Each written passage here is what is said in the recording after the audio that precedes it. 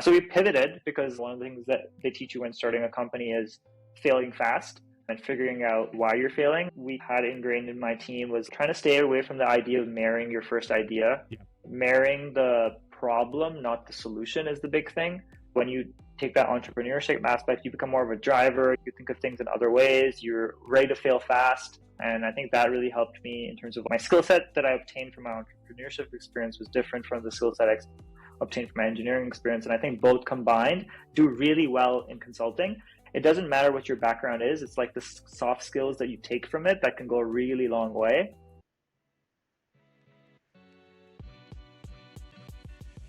You're listening to East Meets West Pakistani Professional Journeys podcast. All right, welcome to the East Meets West Pakistani Professional Journeys podcast. Today, our guest is Hasan Rizvi.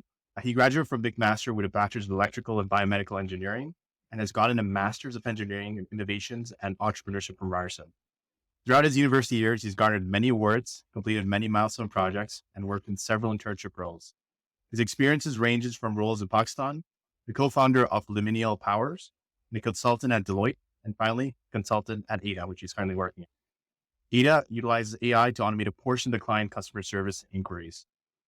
It's a pleasure having you on, Hasan. Yeah, it's a pleasure being here. I'm excited. Yep.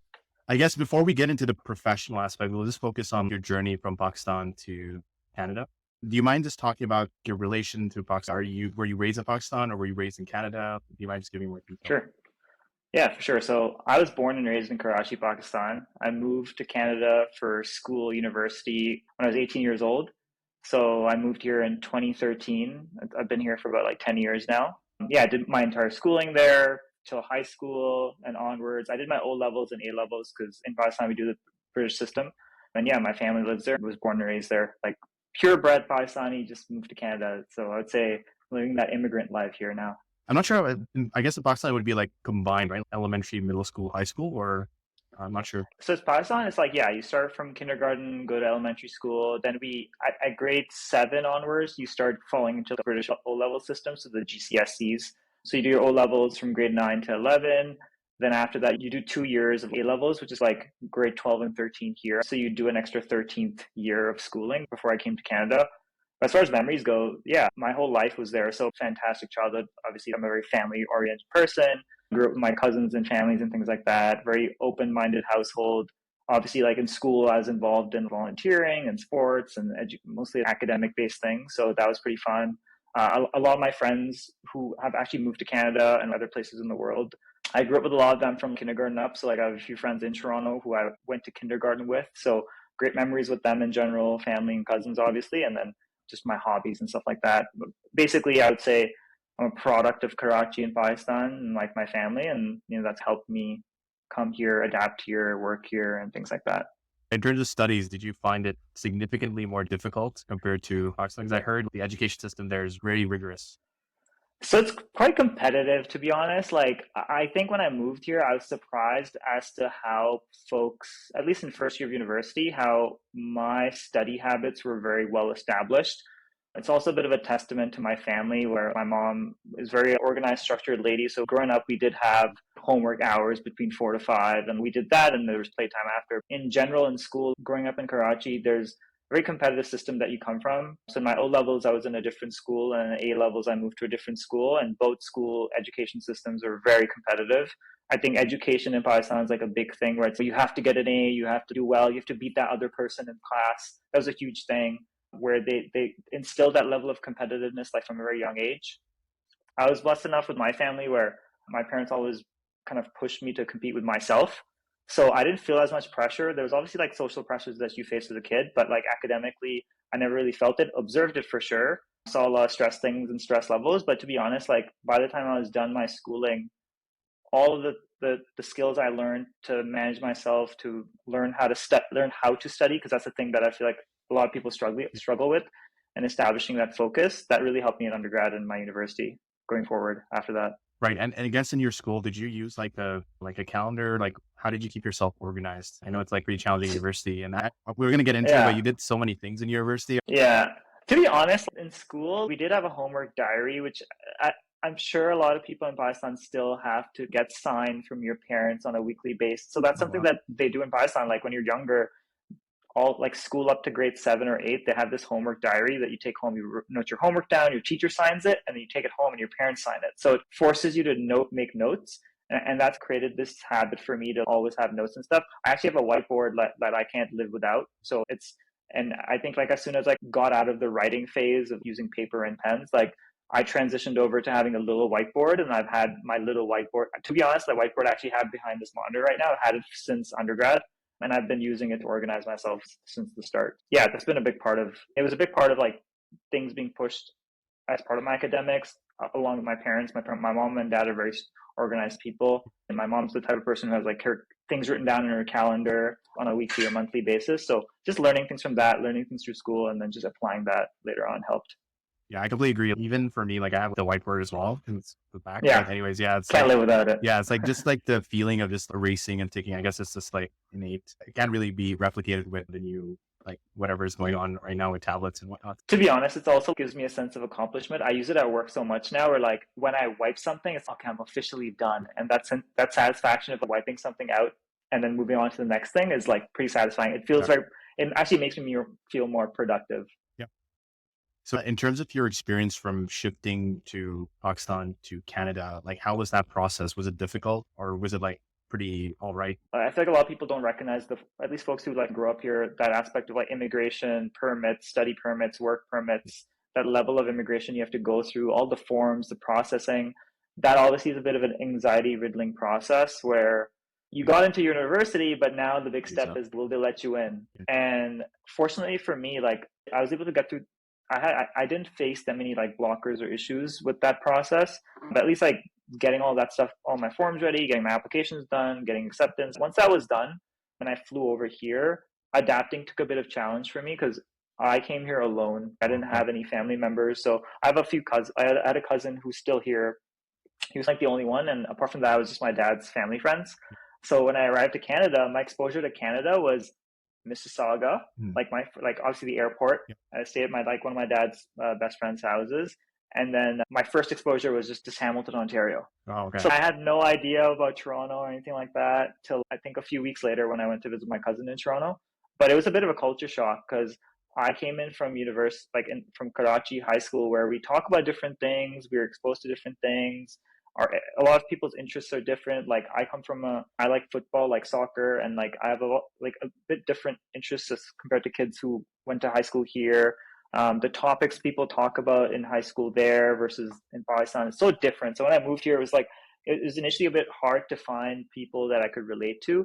But the cool thing about Canada is that there's diversity and things like that. So I felt like an outsider in the beginning, but I feel like I found my crew. And I feel like once I found my group of friends in first year of university, I adapted pretty well and I adjusted pretty well. And just over time, I just got used to it. Yeah, I feel like even like the struggle with the weather as well, like getting used to that's also from Karachi, it's like Yeah, burning hot and then it's in Canada. yeah, it's crazy. Yeah. It's crazy because like my first year in Canada was like apparently one of the worst winters in Canada in 2013. Oh, wow. So it was I'd never seen snow before either. So Mm, I had no idea that I have to get the winter jacket. Like my yeah. cousin took me to get a winter jacket and things like that. My first exposure to like the worst winter in Canada, I had like severe bronchitis and like I was just snowed in. But I feel like once I went through that, I was like, oh, I can do anything here. Like winter's not as bad. And now obviously 10 years later, I've adjusted. But in the beginning, it was interesting to be honest because it's so different. Karachi is very hot and humid, but I think I really enjoyed the summer and the fall. I think the fall weather was also something that was completely new to me, and it's become one of my favorite seasons Right. in Canada specifically. But I think over time, just getting used to those things made me like appreciate it a little bit. Obviously now winter is annoying. It's become I think now I'm annoyed by it. Yeah. In the beginning I was fascinated by it, but now I know winter's coming soon. Yeah. So And so you mentioned, so you moved in high school or university actually? Um, I moved for my first year of university, okay, so I was an university. Okay. international student. And how did you know you were interested in this field? Did you like just realize back in Karachi, Oh, or was it like developed when you were young that you were interested in engineering? so for me, I had no idea that biomedical engineering was a thing Okay. till I think a couple of months before I applied to different universities. Oh, So I wow. applied to universities in the UK and I didn't apply anywhere in the US. But I had this thing I would always tell my mom that like I wanted to be a doctor and an engineer because it's like brown Uh, people stuff where it's like yeah, you it's have, there's you be a doctor, you do be a banker, you be an engineer. yeah. And I remember I was like, I'll just do both because I really enjoyed biology and I really enjoyed anatomy, physiology and stuff, but I also really enjoyed mathematics and problem solving, right? So I couldn't find like a mesh for it. In Pakistan, if I stayed, I would have to do either medicine or I'd have to do some sort of engineering. And it's like electrical, you do mechanical, or whatever. There's no mix of it. But when I started exploring and I started looking at universities abroad, I was like, oh, wow, there's actually a mix of it. There's like a biomedical engineering and there's like a medical physics thing that you could do too. It's like a mix of both. I was initially I was like looking for medical physics, but I realized that was a bit more theoretical and it wouldn't allow me to do anything. It would push me to be more of an academic versus someone who can do things hands on. And then McMaster had their electrical biomedical program, and I was like, oh, it's both. So I just got in, and so in first year of university and undergrad, you get to pick your major, and then you branch out to your stream. And then in first year, I was able to make the cut for the elect and biomed group of students. So then they took me into that program, and I went ahead with that. Okay. And I guess the pros and cons for both McMaster and Ryerson, what did you find were the good and not so great? I actually really, so there's my experiences were totally different, right? My McMaster experience was like new to Canada, completely new experience, not very social, getting used to things. The McMaster University life is a little bit different too because it's more of a community. It's like a university town, so everyone around you is a student. Like your neighbors are students, your professors live in your neighborhood. I really liked the community aspect at McMaster because there were some commuters, but everybody felt like they were from Hamilton. So Right. there's like a bit level of like camaraderie. Everybody was super nice. The professors were super nice. There was never I don't think I had any issues. I was homesick obviously, but apart from that, I really liked Hamilton and the McMaster University vibe. Ryerson was different because by the time I got to Ryerson, I'd already graduated. It was just a 2-year program for my master's. And then downtown Toronto it's like fast. Most of the students are commuters, so you don't really have that like camaraderie Yeah. or like that aspect of, you don't have that university town vibe. It's basically just you go to school, you hang out for a bit, and you go home. So it wasn't like I didn't feel as connected to Ryerson as I did, but I think Ryerson's experience helped me the most in my career versus McMaster's. So it's two totally different experiences. One was more like academic, you living that university life, and then the master's degree was. It didn't really feel like I was part of the Ryerson community. It just felt like I was somewhere studying stuff. Right. Yeah. And Yeah. I guess I reviewed, you did a lot of projects, several projects. So I'm curious, which one did you find the most fun or impactful that helped later on? Yeah, I did a bunch. Obviously, as while you're doing an engineering degree, there's projects that you have to do every year. Most students do the same projects where we do, if you're in electrical, you do microcontrollers, you do design and stuff like that. But I think my capstone project was the most fun in my undergrad. And then obviously my master's degree was basically for innovation entrepreneurship. And the purpose of the program, the MEIE program at Toronto Metropolitan University now, is to have a business idea, create it into a startup, and see how it goes end to end. So the whole program is about that one project, your company.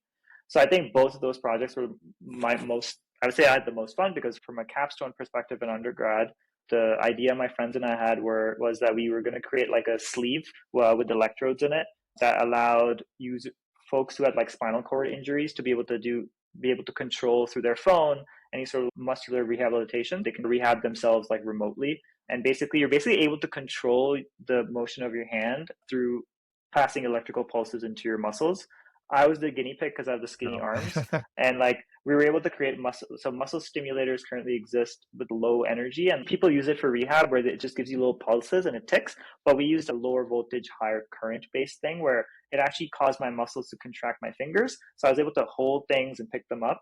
And then we were able to control it with a phone. So if you could sit at home and talk to your phone. So if you couldn't type or press, you could just speak and say, oh, contract. And then your hand would start closing. Oh, So that was really cool. And then obviously the applications for that are like, oh, you could remotely bypassing your brain because a lot of people with spinal cord injuries have an injury here. So a connection between their brain and their muscles get affected. So you're bypassing it by connecting your brain to another machine that's controlling your muscles. So that was really cool, I think, because we were actually able to achieve it. And then for my master's degree, like I said, the experience was totally different. When you're an engineering student, you're taught problem solving, you're taught projects, you're taught pretty much you're focused on things. You don't really understand life till you understand the business world. You don't till you understand like market research where because all engineering students want to do is create the Iron Man suit, but it's not a very practical thing. People want to create flying cars, but it's not a practical thing. yeah. I think that my master's really helped me understand like that type of mindset in terms of like how to approach starting a company. What do you look for? The coolest part was that like every semester, my classmates and I and my team and I would have to compete like Dragon's Den for money. Hmm. So every semester you're actually competing with your teammates or your classmates and your classmates for money and like for grants and stuff like that. So you could use that money for your startup. So that whole experience was like fantastic. Like we started from the beginning where we were doing customer discovery, like figuring out what our market was, what our idea was, figuring out team values and stuff, going out on the streets and interviewing people. I would say I was a very introverted person till I got into my master's. Like I could never go on the street and talk to a person, Right. but it pushed me to do that, figured out like how to actually approach businesses, compete for money. And like, I didn't know like accounting and stuff and finances, like none of that. Like it was pretty basically like my master's that kind of helped me understand that a bit more. So it really opened my eyes past engineering. And then obviously now I'm in the IT space. And I think both of those, I think there's skill sets on both sides that kind of help me translate that over to my current career. Got you. And I guess like for both of those experiences, like how did you even come up with the idea? Was it like had an initial thought, or it was like the research that you did? Yeah, so for at least for the muscle simulator, our professor just brought an actual big machine to class one time, and then he connected it to people's arms and like fingers and things were moving, and we're like, hey, we could just do this. What if we made this portable and then anybody could use it? That's like where that idea came from. As far as our startup idea, so for to give more context, so Liminal Power was our company. So me and three of my other co-founders, we saw that Toronto has really terrible roads because of our climate, because of the frost heave cycle. There's a lot of potholes and things like that. And because of that, we're like, hey, it'd be pretty cool if you could just roll up a road and create modular roads that you could just change and create you could save money for countries and cities to be able to easily modularly build bridges and roads and things like that over time. So that's where we were thinking about it. Potholes are bad. Another thing that we do in Canada, which is really awful, is that there's an environmental element to things. So we use a lot of different solutions and a lot of de-icing salt on roads Right. and bridges and things like that. And that seeps into the environment. And essentially because of that, what's happening is like Canada's freshwater systems are becoming more and more salty. And that's terrible for our freshwater resources. So there was like a two-pronged approach that we thought of. Was there's an environmental approach where salt is bad, how do we fix it? And the second thing was if we had a better way of road construction, we wouldn't have to wait in traffic for hours or days. Your maintenance costs wouldn't go up every year. They would actually be more stagnant, or you can make them go down. And I guess I think so. You mentioned also that it related to some kinetic energy developed for melting ice. Is that So also part of it, or is that no, so separate? like yeah, so initially liminal basically means the space in between. And initially our idea was that we were going to use piezoelectricity, which is basically the ability of being able to use kinetic energy. Basically, it's like panels that if you put pressure on, like ceramics, they're able to generate a bit of voltage and electricity. There's a lot of like companies now, like in Abu Dhabi and stuff like that, actually create those little panels you can walk on. It generates a little bit of energy, and then you could use it to light up stuff. It's used in like urban smart cities. We initially started off, hey, you know what? Let's just generate energy from like cars and like power stuff. But it's impossible because it's just very low energy, and you can't really generate high amounts of energy from such a little bit of kinetic energy. So we pivoted because one of the things that they teach you when starting a company is failing fast and figuring out like why you're failing. And then we were able to validate our idea with not only the market by talking to people, but we also spoke to professors in different universities to see if it's practical enough and stuff like that. And then we pivoted over from that to modular construction and building of roads. Yeah, that's really hard to do. Like, it takes because you put so much effort into research and stuff, and then to pivot. I think so. I'm assuming that was pretty hard, like for your team, just to go towards that. Yeah, but yeah, so the thing is, it was hard to pivot because but I think the big thing that we had ingrained in my team was like, we were trying to stay away from the idea of marrying your first idea. Yeah. Marrying the problem, not the solution, is the big thing. And I think that really helped us. And at the same time, the team I was working with, I'd say it's one of the best teams I've ever worked with. We complement each other really well. We had different skills, different personalities, but we were just like the perfect engine to get things going. So even if we did feel discouraged, we had a very good team camaraderie and team chemistry to be able to bring the morale up. And then we were just go-getters. We just were drivers. So we were like, okay, fine, let's just on to the next thing. So that kind of helped us, just the mentality and then the focus. Okay. So I guess once you graduated, then you started at Deloitte, or what was the process Yeah. like for, how did you manage to get the role? So as this international student, one of the things that you struggle with is going into that phase of like when you finish your studies, you have to get a work Yep. permit, and then you have to wait for your there's a study permit aspect, whatever. So I got my work permit in check, and after that, I just started applying everywhere. I'd apply to 100 places a day, 200 places a day, just applying. A lot of big four firms, they go to universities, but they don't go to universities for, I believe, the right things. They go to the universities for accounting and like Right. business related Maybe stuff, STEM. but a lot, basically, there's not a lot of like exposure to students in the STEM field. So when I applied to Deloitte, I had no idea they had Deloitte Digital and cloud and none of that. I just remember applying and just forgetting about it. And then I got an interview a few months later, and to be honest, I was fortunate enough to just apply and I got in, type of a thing. I didn't really go through a process of going to networking events, giving my card out. I did that. I did that as part of the overall process. But that only, the process of interviewing at multiple places, going to networking events only helped me get better at interviewing finally at Deloitte. One of my professors, because when you're also applying to big four firms, you also have that aspect of doing a consulting interview where they test you. One of my professors was super nice at Ryerson, and he just did an ad hoc class to teach us how to do consulting problem Oh, solving, nice. just out of the blue. And then I think that also helped me as well. But that's how I prepared. So there was a bit of consulting interview prep, and then just general networking and interviewing at other places. So I got better at interviewing. And then when it came time to interview at Deloitte, I was just pretty much good at doing that. I guess you had some entrepreneurship with like the master's that you did. So did you see this shift being seamless in terms of from biomedical engineering and then going into consulting? Yeah.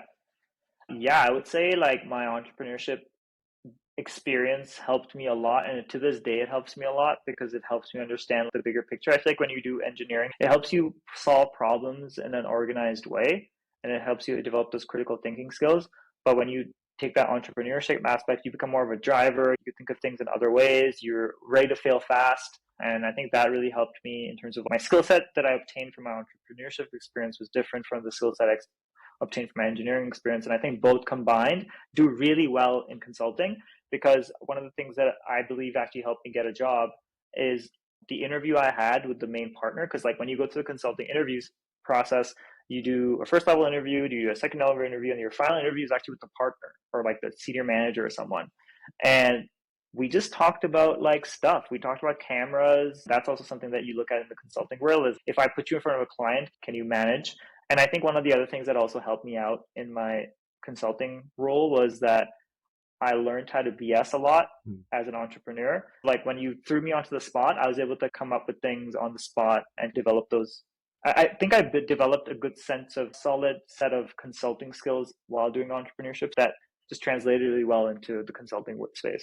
I guess your story, it's like really cool because, you don't necessarily need to have a business background. Like you can get into consulting from like STEM, like other areas. That's really cool. Do you have any advice for individuals that might be not in business and actually trying to break into the consulting industry because they like business? Do you have any? Yeah, I would say try to brush up on your soft skills. Like your hard skills are going to get you really far. Because when I did consulting, I had people in my team who had a background in American history. They had no STEM background, but they were working in tech. I had people who did oceanography, had no background in anything, and we're building like loyalty programs. It doesn't matter what your background is. It's like the soft skills that you take from it that can go a really long way. How you communicate, how you problem solve.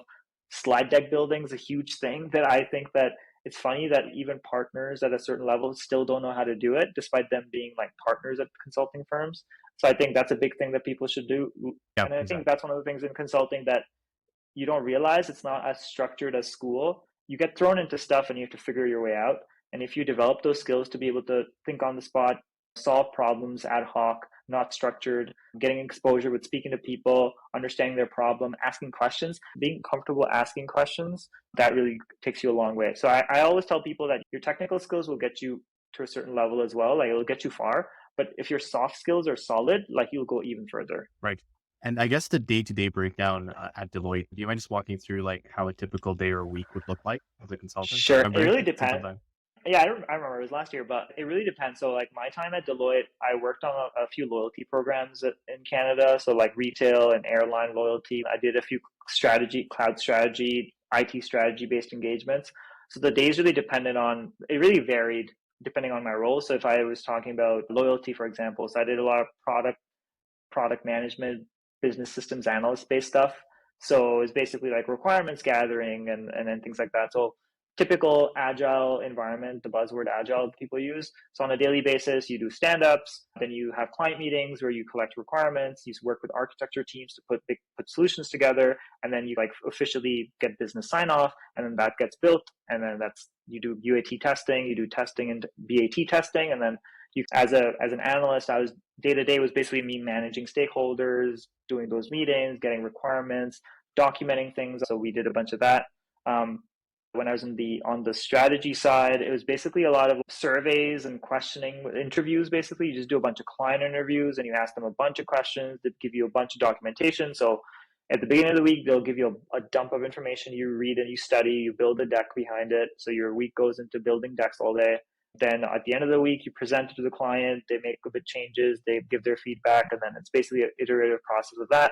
At the same time, you also have your senior managers and your managers nitpicking everything. So you have to also appease them and the clients. It's like you're working with two clients at the same time. So you go through that on a daily basis.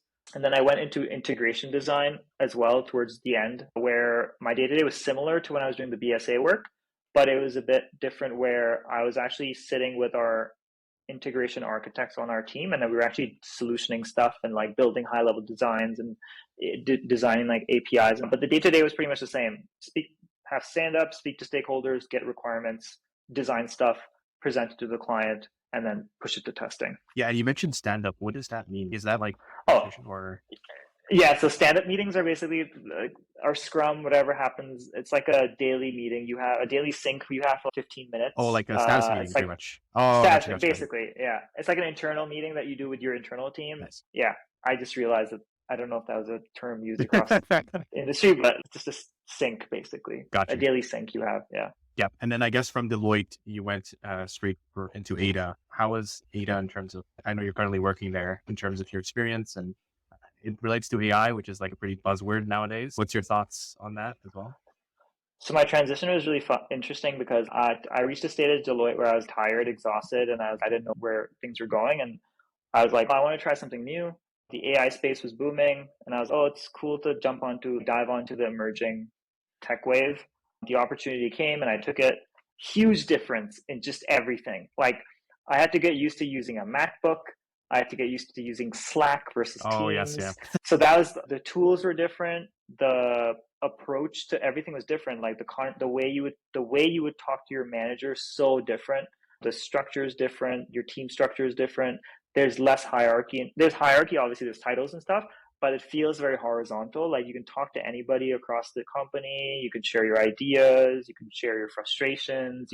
There's no fear. I think the startup space is considered to be a bit more open-minded and chill. It is. There's obviously the work's a bit different. It's less structured in certain areas. I would say it's chaotic in certain places too, but it's just what it is. Yeah. My client work is obviously different too, because when I was working on client stuff at Deloitte, there's massive teams, like teams of 200 people working on one project. But now most of my projects are just one-to-one. Like I do a project with a project manager, and I just work directly with the client.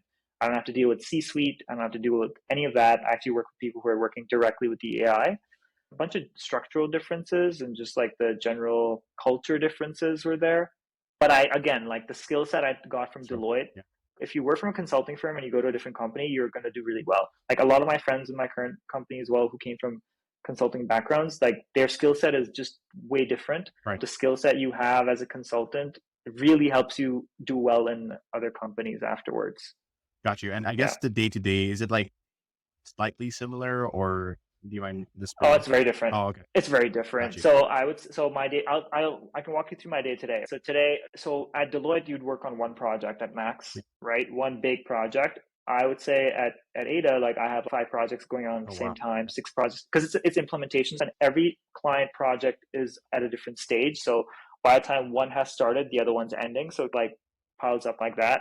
And because I work in more of the implementation space where I help implement our product to our customers, there's just it's basically a lot of like product onboarding, enablement, helping customers solve their use cases, teaching them how to use the AI essentially and the platform. And the day-to-day, the way it looks is I don't have to speak to anybody. I could have days where I don't talk to anyone, and I'll just be I'll have a build day, so where I'll be building stuff in the platform for the customer. I'll have days where it'll just be a bunch of meetings where we'll have syncs about the project we're working on. We'll have working sessions if the client doesn't understand things. We'll have enablement meetings where I'll teach them how to use the product. And that's like my day to day. It's pretty much every day I either build or I have meetings where I'm syncing with the client, and that's it. Got you. And I guess moving on just to the general topic, like in terms of AI, what are your thoughts in terms of the growth or scale that this might actually go towards? Do you have an opinion on it right now? Or I guess it's too early. You can't really tell. I do have an opinion. I think AI makes everyone's lives Yeah. easier. Like I use ChatGPT and all these different like LLMs, like large language models on a daily basis. Like my jobs become easier, I would say. I actually use it as a tool. I think there's a lot of fear in the world of like it becoming conscious and taking over. I don't think we're there yet, or maybe we are. I don't know. I don't know if there's something there that's already been created that's there yet, but I think there's a level of that people, there's always a fear. Like when the internet came, there's a fear of what it could cause. We lost Blockbuster and we got Netflix. Yep. And I think we're just at a stage now where the AI, every company is going to become an AI company in the future. And we're just on that wave. And obviously there are things that still need to be figured out in terms of like the truthfulness of AI. Like you could ask anything and it could generate content. It could not be true. Right. It's obviously like with anything, any new innovation and technology, there needs to be some sort of regulations around it and guardrails. I think that still needs to be figured out. But at the same time, I think everything that's coming up it only allows us to enhance whatever we have, enhance our businesses, enhance our day to day. I actually don't like how schools are getting scared of AI. Students are using AI. It's like too late. Like people were using Google. Yeah. Right now, it's just like taking it to the next level. Maybe it's time to change the way the education system works. Right. And create students and people who are able to use it versus kind of just regurgitate whatever they study. So I think that it impacts those things, and I think it could bring positive change wherever we use AI. And I guess moving on to just like key advice that you would provide to individuals that are interested in the field or moving to Canada, and do you have any advice for individuals? If there's a few key advices you would want to mention to a person moving to Canada recently. So for a person moving to Canada, so a student moving to Canada, I would say come in with an open mind. Like everybody in Canada, like a lot of students I'll see that they'll come to Canada, they'll hide and they'll hang out with certain people, but they won't expand their horizons, become open-minded, hang out with others and get to know folks and really expand their network.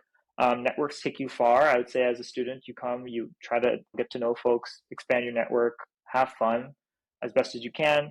At the same time, don't have too much fun because your parents are paying a lot of money for you to study here.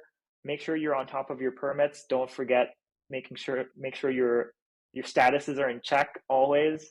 For students, I would say that. For professionals coming into Canada, I would say depending on the region you're coming from, if they're from Pakistan, obviously, the big thing is it's a totally different environment here. The work culture is totally different. So anything you expect, you're not calling anybody sir. The culture is totally different. I always tell people that when they come here is to get to know people, reach out on LinkedIn. Don't just ask for a job. Don't just say, hey, here's my resume, give me a job. It's, get to know them. Always talk to people as if you're actually trying to get to know them versus trying to get something from them. Because you can tell. I've had people reach out to me they like start talking and then you know that they're just trying to get a job from you. And a lot of times sometimes it's rude, sometimes it's a little too much. But the folks who actually have gotten to know me and we've connected, I've actually been able to help them a bit more. So I'd say like your networking approach needs to change a little bit. So that's what I would say for folks for that background. Obviously, like leveraging your network's a big thing. A lot of people in Pakistan, you're able to get stuff done. When people say call it a source or a network, it's the same here. Like there, it's just in front of your face. Here, it's under the scenes. And it works the same way. For people, you'll go somewhere. Networking is huge. And I think that it's something that I'd recommend everybody to do.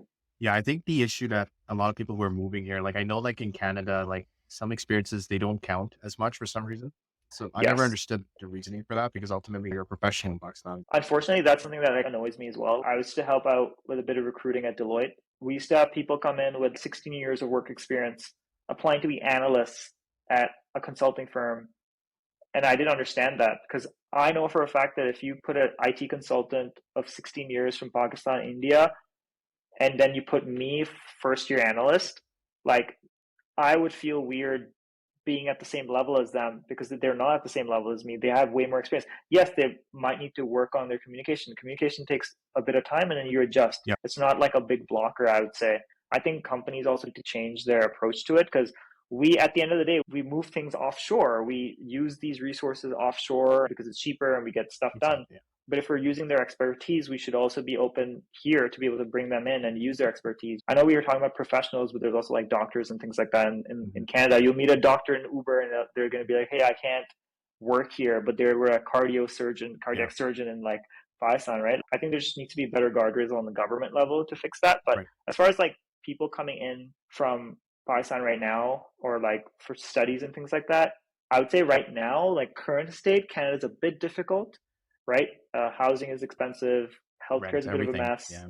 everything's crazy. I would say really understand why you're coming here, because if you come with a escapism mentality, then you're going to really struggle because things are not easy here. Right. I always say that I'm lucky. I'm lucky, alhamdulillah. Like for me, I came at a time where I came as a student, so I was able to set those foundations and work my way up.